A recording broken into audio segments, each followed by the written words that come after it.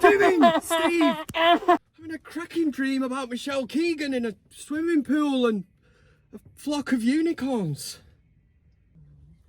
Hey, how are we doing, everybody? It's Kev Ashford back here in the saddle for another Van Cam on the biggest Man United fan channel in the land. This is the United Stand. Thank you again for all the love and positivity in the comment section last week. Loads of likes, people fingering that like button. That's what Kev likes to see. Where do we start? Brookside, Mel C, Steven Gerrard, the Beatles. Just some of the disgusting, horrible things that Liverpool as a city has made us endure over the years. This was apparently their gift to us. And who wants to listen to some mopheads singing about how they want to hold your hand? You're not holding my hand, sunshine. Back off. Yes, it is Liverpool. It is the big one. And I'm not going to lie to you. I'm absolutely myself. I really am. And I'm sure I've spoken to a lot of United fans. I know a lot of my mates are certainly feeling the same actual feeling, that it is nervousness. It's certainly not excitement. We have to look at the game last season. Obviously, we were absolutely dicked and schooled 7-0. I think a lot of United fans are kind of looking at it and thinking it's going to be bad. It's almost like damage limitations. Now, one thing that doesn't help at this moment in time, I don't want to use it as an excuse, but by God, players are falling big time. Harry Maguire will miss this game, so at the back, Luke Shaw did go off midweek, but he is back. So, I mean, is Ten Hag going to look at it and think, let's mix it up, man. We play Luke Shaw and Varane at centre-back. We need to weather the storm, try and, close the back door, and then at least you've got Wan-Bissaka and Dalot as right back, left back. But the midfield area, obviously Bruno Fernandes being suspended for this one. What an absolute tit. Can't believe he picked up a yellow card in that game against Bournemouth. Not even, for a silly challenge or anything, just typical petulant Bruno getting a yellow card for arguing with the referee. It's criminal, man. Honestly, I would fine him a week's wages or something. Need to get... Honestly... Don't get me started. But anyway, on Van Cam, we tried to have a bit of crack, a bit of fun. That's what we tried to do here. The match day preview is slightly different to what it used to be. But on previous games, I mean, we look back at the Chelsea game, obviously a false dawn. United fans maybe getting a bit ahead of themselves, a bit giddy. United are back. Yeah, well, we come crushing back down to earth with a 3-0 defeat against Bournemouth at Old Trafford, which to me was a wake-up call. Not the Bayern Munich game. Midweek, we've gone out the Champions League. For me, it was a wake-up call. It's a huge wake-up call. It tells me everything about where Manchester United are as a club. Now, when you look at European football, we are no longer dining at the top table, literally, because we've just been booted out of the Champions League for finishing bottom of the group, which is criminal for a club like Man United. But, we deserved to go out. We did not deserve to go through on that final night. I didn't think we would beat Bayern Munich. And again, this comes down to standards. I was in the ground. I can hear people around me. Nobody had any confidence in this team going out and doing a job against Bayern Munich. And even if we had done, we wouldn't have made it through. So what was the point?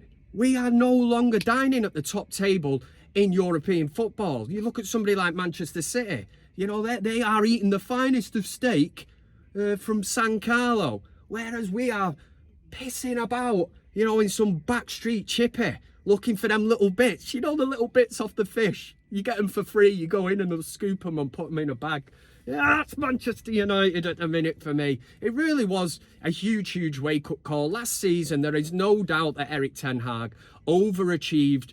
2 cup finals, won one of them, and a top 4 finish. And this season, yes, injuries have certainly played a major part. I do think when we get the likes of Casemiro, Eriksen, Martinez back, playing at the back as well, it's going to make a huge, huge difference to Manchester United. But for me, the Bayern Munich game, the way Manchester United played, I thought it was almost like we needed a draw. You wouldn't have thought that we were the team that had to win to stand any chance of going through. We were cautious. We had one shot on target in the whole game. And that, I think, was from Luke Shaw. You know, straight at the keeper. No, he pushed it out or booted it out with his hand or whatever. Simply not good enough. You need a team there that, you know, are drilled and know we need to win this from the first whistle. Let's set about them. I've never seen that. And the bench, and we talk about being down to the bare bones. You look at that bench, absolutely. It looked like the kind of bench that you put out if we'd already gone through. And we're certainly not in that position to. Listen, it's going to be so tough. A really tough game against Liverpool. It's away at Anfield. I don't know. I really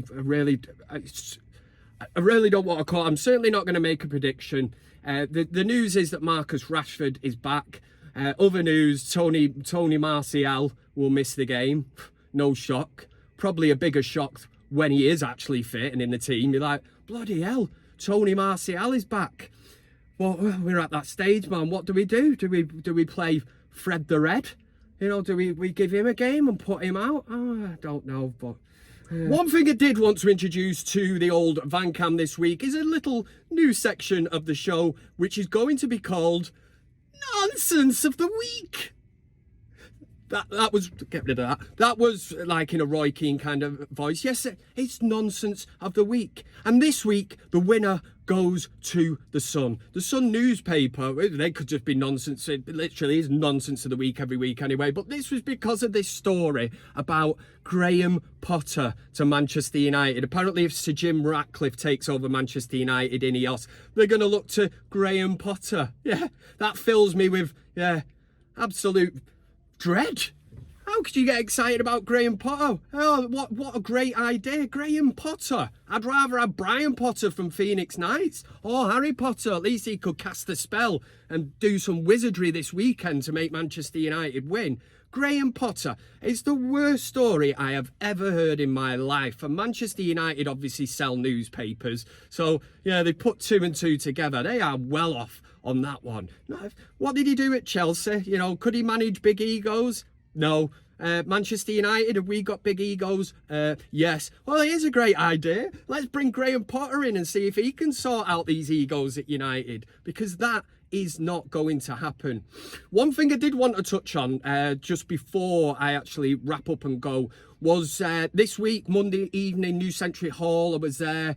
It was the United Stand Live stand-up show. Loads of people there and that sellout crowd. I just wanted to say to anybody that you know, come up to me.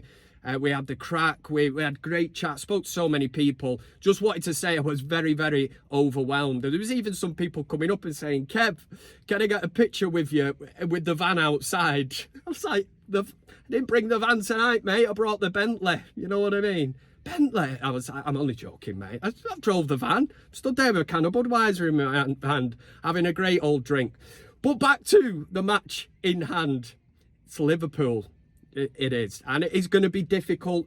I mentioned earlier the fact that Bruno Fernandes misses this one, which means that really I think Kobe Mainoo needs to play in the midfield with Amrabat. They need to be protecting this back four. They need to be the two players that are sitting back protecting the back four, because we know it's going to be an onslaught, a barrage of basic football abuse. That's what's going to go on at Anfield. We know from the first whistle they will come out the traps. They'll be at us like a shower of rats up a drain pipe looking for a chicken leg or something. That's what they will be.